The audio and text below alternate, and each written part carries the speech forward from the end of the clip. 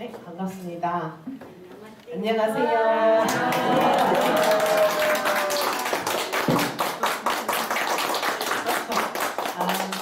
저녁에 주셔서 감사합니다.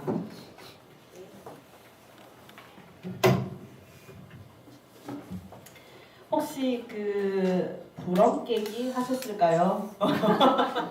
가져왔어요. 저 뒤에 가져왔어요. 하는군요.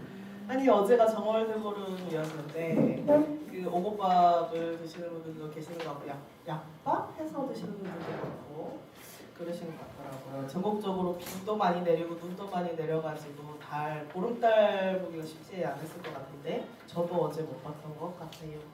정월 찾아봤더니 한 해를 처음 시작하는 달이라고 하더라고요. 저는 이번에 처음 알게 됐습니다.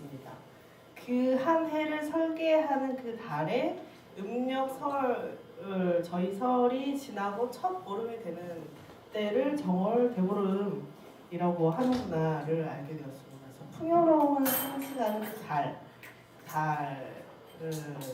달님에게 그 마을의 평안을 비는 그런 축제 혹은 제사를 드렸던 우리 전통이 있었던 것을 다들 기억하실 것 같아요. 뭐죠? 이렇게 불태우는 거? 달지 태우기. 네. 네, 달지 태우기를 제가 전에 강남현리교회에 있었을 적에 처음 고깃교회 분들하고 같이 했던 기억이 나는데 엄청 활발하고 이렇게 지불놀이도 그때 처음 해봤던 그런 기억이 납니다. 그래서 마을의 평안을 비는 공동체의 평안을 비는 전통들이 있는데 껍질이 단단한 과일 부럼을 깨가지고 그걸 깨물어서 마당에 버리면 1년 동안 부스럼이 없다라고 해서 이제 그런 식으로 해서 부럼 깨기를 한다라고 하더라고요. 그래서 오늘 한다고 하니 또 기대가 됩니다. 그래서 정월 대보름을 맞아서 저희는 달님 말고 하느님께 기도를 해보고 싶습니다. 올 한 해 우리 손돌연인 공동체와 그리고 손돌님들의 각각의 산터 자리들에서 주님 풍요롭게 하시고 건강을 지켜주시고 회복시켜주시기를 기도하고 또 평안할 수 있도록 지켜주시기를 이 시간 함께 기원하면서 기도합니다. 오늘 사순절 둘째 주일로 예배를 함께 드리게 되었습니다. 예수님께서 부지런히 제자들과 또 무리들과 함께 돌아다니시면서 오병이어의 기적들을 일으키시기도 하시고 벳세다의 사람들을 눈이 뜨이게도 하시고 또 동시에 바리새파와 대제사장들이라고 하는 고위 귀족들 혹은 지배계층이라고 불릴 수 있는 그런 사람들이 계속해서 예수님을 걸려 넘어지게 하려고 하는 그런 끊임없는 어떤 시비라고 해야 될까요? 시비에 끊임없이 대응하는 그런 여정을 아마 지나고 계실 것 같습니다. 이 사순절 기간에. 그 중에 어느 날입니다. 오늘 본문 함께 보실 텐데요. 예수님께서 12 제자들 중에서 3사람 베드로, 야고보, 요한만 데리고서 높은 산에 올라가시는 장면입니다. 제가 한번 쭉 낭독해 볼게요. 그리고 엿새 뒤에 예수께서 베드로와 야고보와 요한만을 데리고 따로 높은 산으로 가셨다. 그런데 그들이 보는 앞에서 그의 모습이 변하였다. 그 옷은 세상의 어떤 빨래꾼이라도 그렇게 희귀할 수 없을 만큼 새하얗게 빛났다. 그리고 엘리야가 모세와 함께 그들에게 나타나더니 예수와 말을 주고받았다. 그래서 베드로가 예수께 말하였다. 랍비님, 선생님, 우리가 여기에 있는 것이 좋겠습니다. 우리가 초막 셋을 지어서 하나에는 선생님을, 하나에는 모세를, 하나에는 엘리야를 모시겠습니다. 베드로는 무슨 말을 해야 할지 좋을지 몰라서 이런 말을 했던 것이다. 제자들이 겁에 질렸기 때문이다. 그런데 구름이 일어나서 그들을 뒤덮었다. 그리고 구름 속에서 소리가 났다. 이는 내 사랑하는 아들이다. 너희는 그의 말을 들어라. 그들이 문득 둘러보았으나 아무도 없고 예수만 그들과 함께 계셨다. 그들이 산에서 내려올 때에 예수께서는 그들에게 명하시어 인자가 죽은 사람들 가운데서 살아날 때까지는 본 것을 아무에게도 이야기하지 말라고 하셨다. 요 본문입니다. 지금 함께 읽었던 그 본문은 세 번역인데 저희 한글에는 정관사가 그렇게 잘 사용되지 않는 그런 문화여서 그런지 모르겠으나 그 신약 원문에 헬라어에 보면은 이 세 제자들의 정관사들이 다 붙어 있습니다. 그 베드로를, 그 야고보를, 그 요한을 데리시고 높은 산으로 올라갔다. 이렇게 적혀 있는데요. 왜 그 야고보와 그 요한, 그 베드로를 데려갔다라고 하는 것은 그 사전에 무슨 일이 있었으니까 그 세 사람을 데려갔다라고 하는 것을 이제 전제하는데 왜 그럼 그 상황, 그 이전에 있었던 것은 무엇일까 살펴봤는데 6일 전에 어떤 주요한 상황이 있었습니다. 그래서 성서 기록에도 보면은 9장 전에 보면은 나오는데요. 6일 전에 이런 일이 있었습니다. 예수님이 어느 날 제자들과 함께 가시는데 제자들한테 이렇게 질문을 합니다. 바깥 사람들이 나를 뭐라고 부르던가요? 그 질문을 제자들한테 했더니 제자들이 이렇게 답합니다. 사람들이 예수님을 세례자 요한이라고 하던데요. 엘리야라고도 하던데요. 그리고 또 어떤 예언자 가운데 한 분이라고 하는 사람들도 있어요. 라고 하는 답변을 합니다. 그리고 이어서 예수님이 제자들한테 이번에는 직접 물어봅니다. 그러면 너희들이 생각하는 나는 누구라고 생각하냐? 이렇게 이제 물으셨다라고 나오는데요.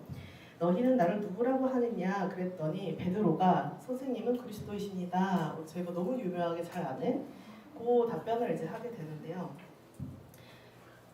베드로가 예수님은 그리스도시지요? 라고 했더니 예수님이 처음으로 그 순환과 부활을 예고하시는 그 얘기를 합니다. 사람의 아들인 내가 반드시 많은 고난을 받고 장로들과 대제사장들과 율법 학자들에게 배척을 받아서 죽임을 당하고 나서 사후에 살아나야 한다라고 하는 것을 그들에게 가르치기 시작하셨다라고 본문에 나오는데 요 일이 그 6일 전에 있었던 거예요. 그 높은 산에 올라가기 전에.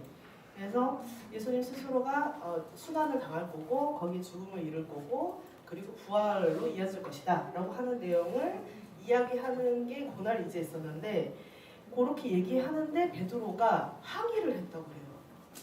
그럼 어떻게 나와 있냐면 베드로가 예수님을 바싹 잡아당기고 항의하다 이렇게 되어 있어요. 그래서 원문을 찾아보니 꾸짖다라고 그 단어는 그렇게 사용되는 예수님이 제자들을 꾸짖다라고 하는 용어랑 똑같이 사용되는 그 용어로 적혀 있었습니다.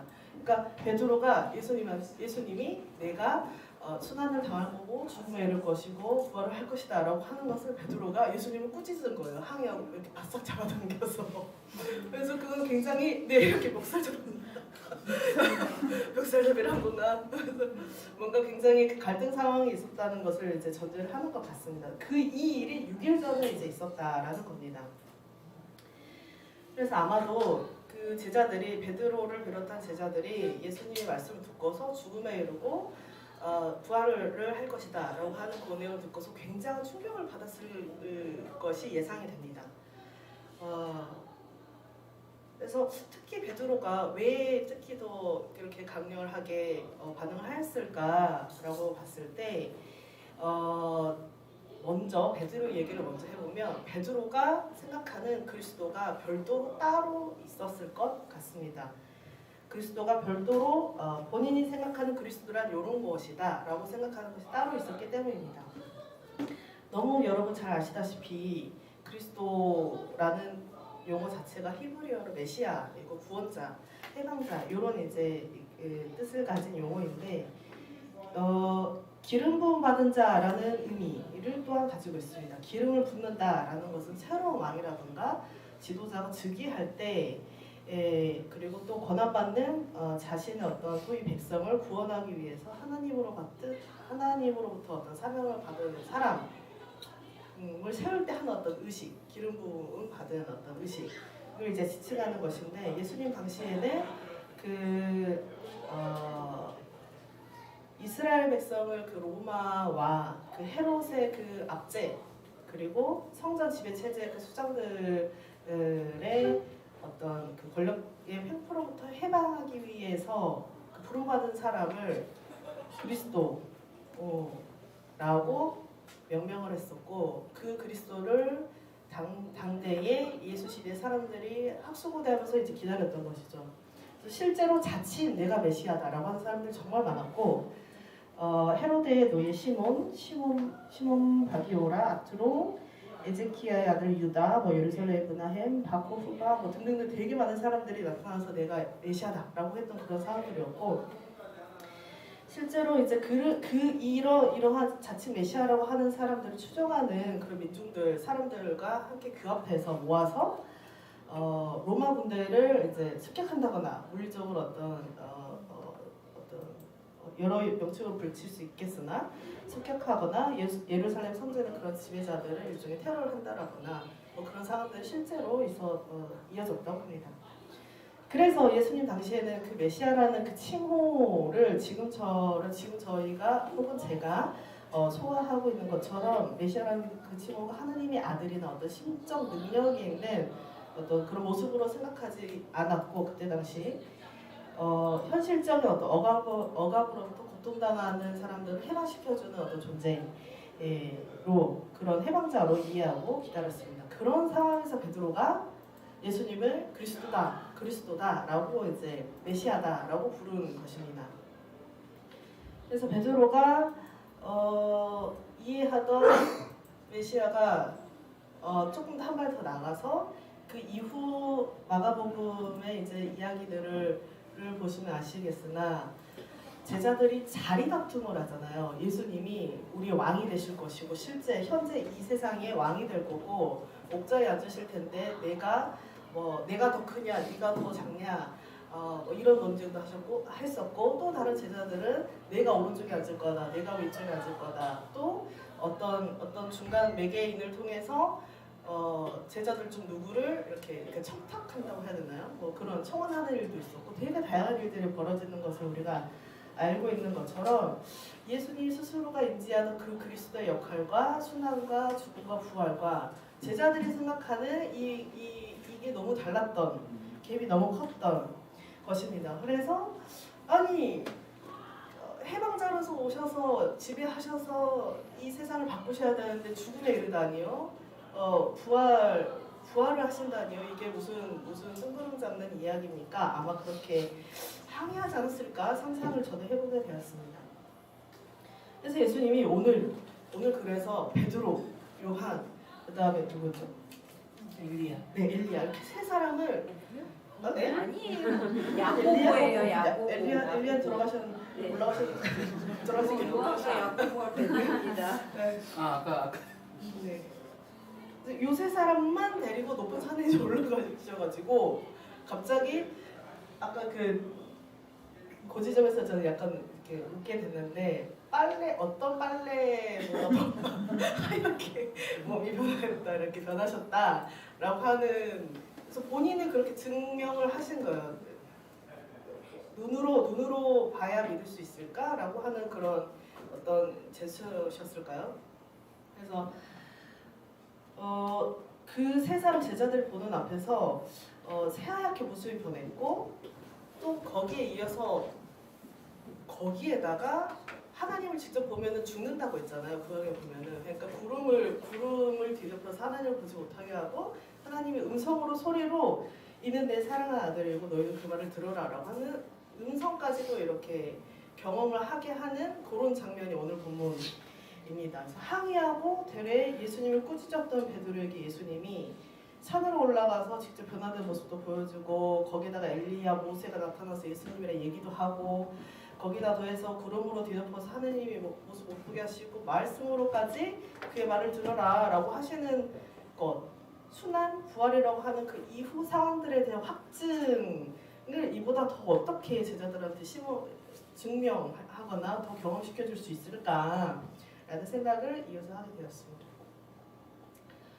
그래서 그렇게까지 해서 산에 내려갔는데 산 아래로 내려갔음에도 불구하고 제자들은 그 이후에 자리 다툼하고 청원 사건도 있었고 나중에 닭이 새고 놀기 전까지 베드로 부인하는 사건도 있고 제자들이 다 도망가기도 하고 여러 많은 상황들이 벌어지는데 그런 것을 곰곰이 종합을 해봤을 때 예수님께서 본인이 스스로 제자들과 함께 준비하고 이어가고자 했던 그 순환과 부활의 그 과정들의 의미와 다양한 것들을 결국 제자들은 이해하지 못했던 걸까? 첫 번째로는. 두 번째로는 이해를 했다 하더라도 죽음, 순환, 죽음이 다가오니 그것을 감당할 수 있는 사람이 몇 명이 될 수 있을까라는 생각으로도 이어지게 됐습니다. 그래서 결론적으로 예수님이 부활할 때까지 이 사실을 알리지 말라라고 하고서 세 사람을 그 산 아래로 내려보냈으나 결국 이 세 사람을 비롯한 제자들은 예수님이 기대했던 행복, 스스로를 부인을 하고 각각 자신의 십자가를 지고 나를 따르라라고 하는 그 말씀을 제자들은 결국 성서에서 보인 제자들의 행보는 결국 어긋납니다. 그래서 곰곰이 묵상을 해보게 됩니다. 어떤 괴롭힘, 혹은 고난, 순환들이 다가오고 또 죽음이 시시때때로 이렇게 가까우는 것을 피부로 느꼈을 그 무리들이 그 예고를 예수님이 직접 하셨을 때 저였다면 어땠을까? 나였다면 어땠을까? 또 높은 산 위로 데려가서 변화된 모습을 보여주시고 이게 정말이라니까 하나님의 음성까지 들려주시면서 그 길을 가야 해 라고 했을 때 저였다면 어땠을까? 그 상황에 제가 만약에 있었다면 어떻게 반응할 수 있었을까? 과연 제가 제자로서 예수님의 그 뒤를 계속 따라갈 수 있었을까? 함께 동행할 수 있었을까? 그래서 이스라엘 백성은 로마와 헤롯 압제에서 그리고 성전 지배 체제의 수장들인 대제사장들의 권력 횡포로 퇴마시키기 위해서 부름받은 사람으로 여겨졌던 그 그리스도는 자신의 죽음을 말했습니다. 그리고 부활을 말합니다. 하나님은 아마도 가장 격렬하게 항의했었을 그 세 사람한테 그의 말을 들으라라고 합니다. 결국 제자들은 그를 팔았고 부인했고 도망갔습니다. 그래서 뭔가 내가 욕망했던 것, 내가 바랬던 것, 나의 기대를 돌아보게 되는 저는 묵상의 시간을 가지게 되었습니다. 자리답정을 했던 그 제자들과 내가 다를 게 있을까? 이런 생각도 해보게 되었습니다. 죽음 앞에서 저 사람과 베드로에게 너도 저 예수라는 사람과 같이 다녔던 사람 아니냐라고 물었을 때 맞습니다 라고 제가 답할 수 있을까? 그런 생각도 많이 들었고요. 오늘 본문처럼 순환과 부활을 예고했을 때 베드로와 같이 항의하지 않았을 수 있었을까? 이런 생각도 들었습니다. 아니 이렇게 우리 같이 뜻을 모아서 함께 뭔가 해보자고 했는데 왜 죽음을 얘기하고 왜 그러시나요? 라고 물었을 것도 같습니다. 예수님은 근데 계속해서 자기 자신을 부인하고 각각 자기 십자가를 지고 나를 따라라 라고 하시니 너무 무섭습니다. 하나님은 그의 말을 들으라고까지 하십니다. 그래서 예수님을 애초에 알지 말았어야 됐다 라고 하는 생각까지도 이어집니다. 도망갈 수 없어요. 외면할 수도 없고 돌이킬 수도 없어요. 그래서 예수님을 따른다는 것은 꼭 이렇게 어떤 고난과 순환과 어떤 상징적으로 죽음 혹은 이제 부활 이런 걸로 직접적으로 극단적으로 이어지지 않는다 하더라도 예수님을 따른다라고 하는 것은 어쩌면 엄청난 결단이 정말 필요한 일이구나라고 하는 것을 다시금 깨닫게 될 수 있었습니다. 나를 부인하고 나를 비워야 한다라고 하는 게 굉장히 무겁구나라고 하는 생각이 들었습니다. 모니카 목사님이 아주 예전에 한빛교회에서 이런 설교를 하셨더라고요. 약간 길 수 있지만 얼른 얘기합니다. 이런 설교를 하셨습니다. 예수 그리스도가 우리의 생활 속에 들어온다는 것은 무서운 일입니다.